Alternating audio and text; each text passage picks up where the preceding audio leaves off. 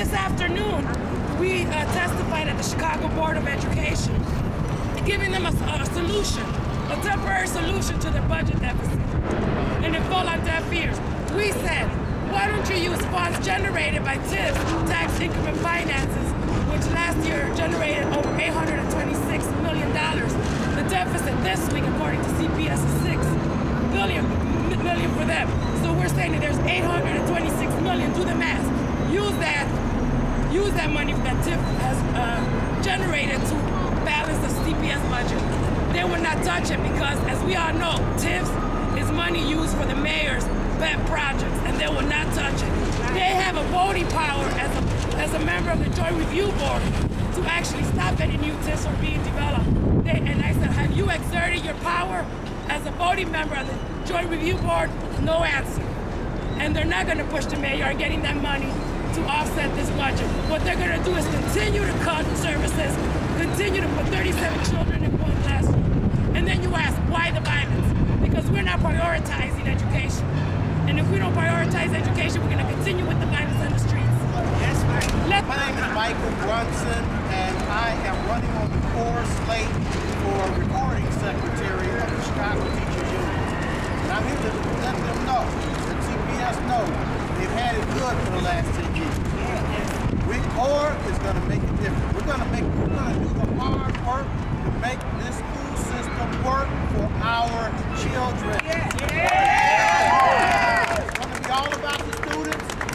All right, I'm Rico Gutstein with Teachers for Social Justice in Chicago. Chicago's not alone. Let's look at some of the national picture here and ask, what are the priorities of our society? There's a $1 trillion bank bailout that just went down, and military funding over the last few years with these two wars is also $1 trillion since 2001. How much of that translates for Illinois, since we're in front of the State of Illinois building? $53 billion. Do we have a deficit in this state? Yes. Maybe we know why. And how much of that has come out of Chicago's pocket? $10 billion. Educate. Let's put this down into what that means for teachers in the state and in the city. Yeah. In the state, we're talking about 586,192 elementary school teachers. In the city, over 113,000 new elementary school teachers from that money that's gone to war and profit.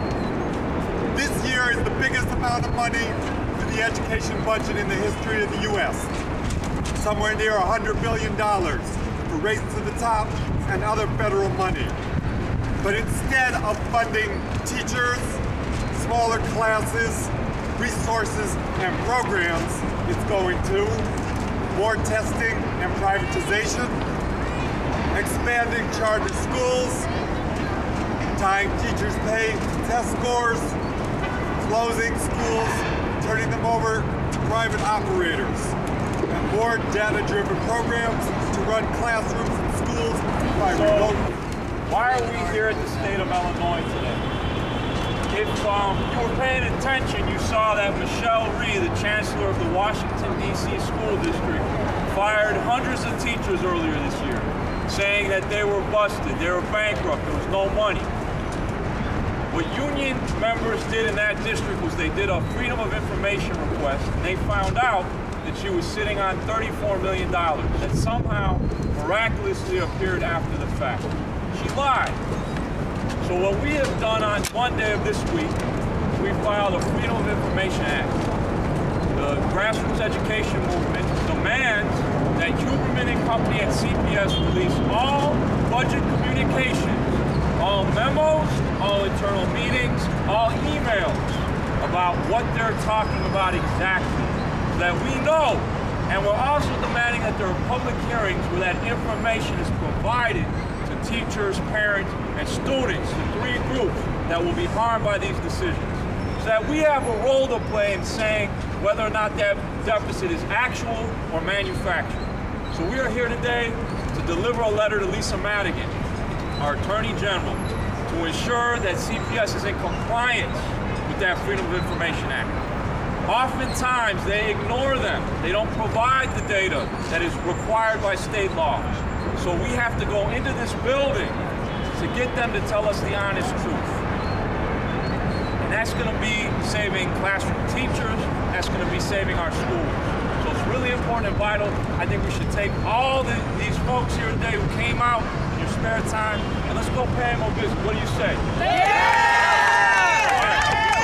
Can't take it no more. We fed up. Can't take it no more. We fed up. Can't take it no more. We fed up. Can't take it no more.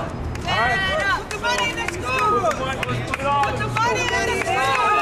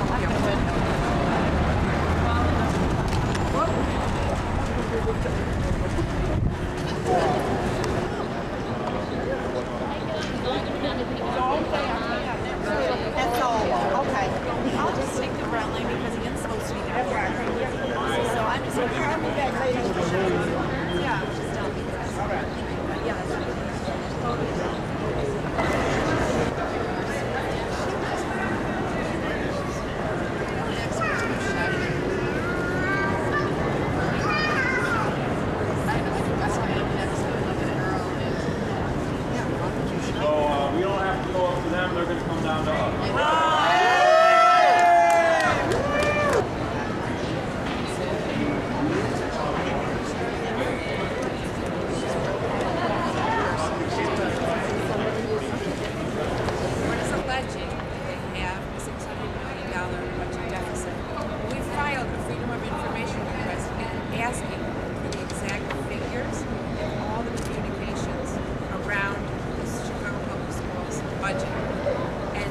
The Board of Education has not responded to us in a length of time in which they are required by law to respond to us.